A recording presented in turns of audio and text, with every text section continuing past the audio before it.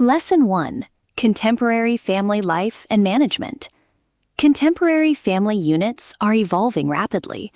Today, society includes varied household forms, such as one-parent families, same-sex parent households, mixed-race or mixed-religion families, and young people moving away from home. These structural changes directly affect lifestyle choices, resource use, and support needs.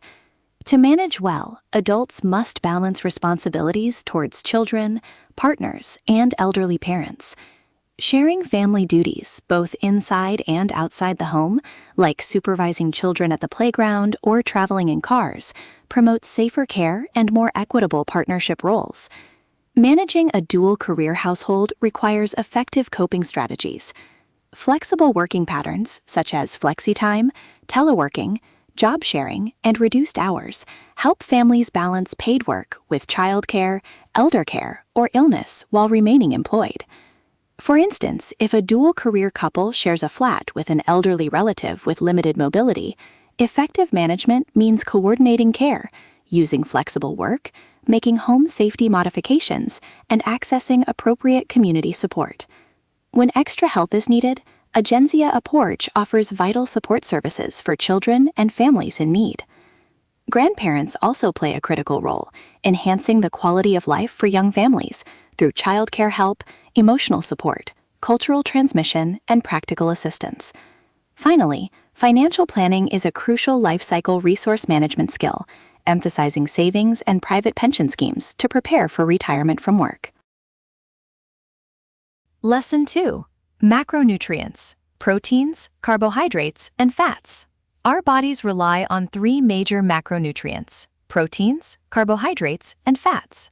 Proteins are chemically composed of carbon, hydrogen, oxygen, and nitrogen, with some amino acids also containing sulfur.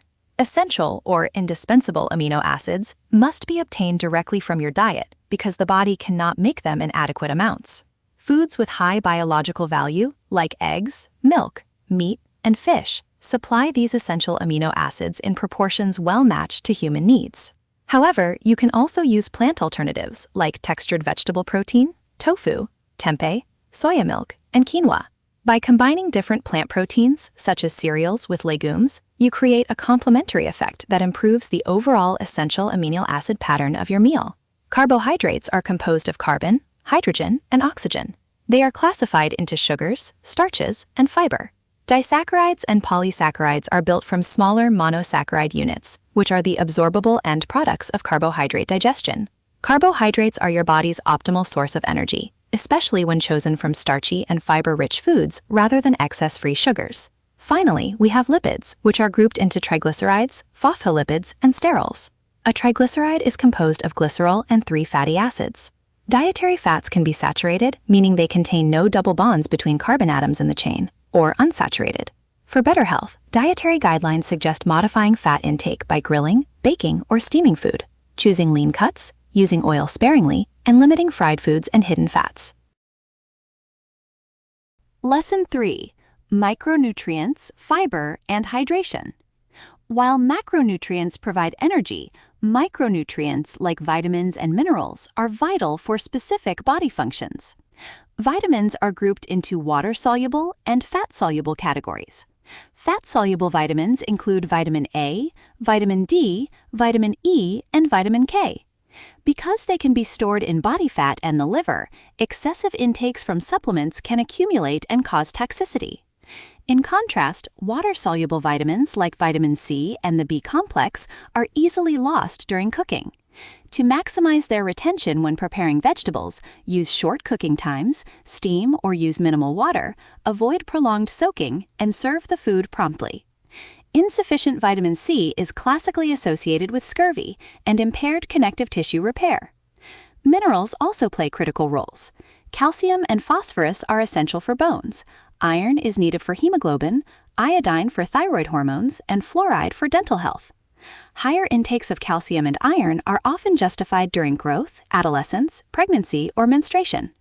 To improve the absorption of non-heme iron from plant foods, consume vitamin C-rich foods with your meal and limit tea and coffee, which hinder absorption. Dietary fiber is another crucial component. Insoluble fiber adds bulk and promotes regular bowel movements to prevent constipation, while soluble fiber helps lower blood cholesterol and moderate blood glucose responses. Finally, hydration is key. The dietary guidelines for Maltese adults recommend a daily fluid intake of about 1.5 to 2 liters. Early signs of dehydration include thirst, dry mouth, dark urine, tiredness, and reduced concentration.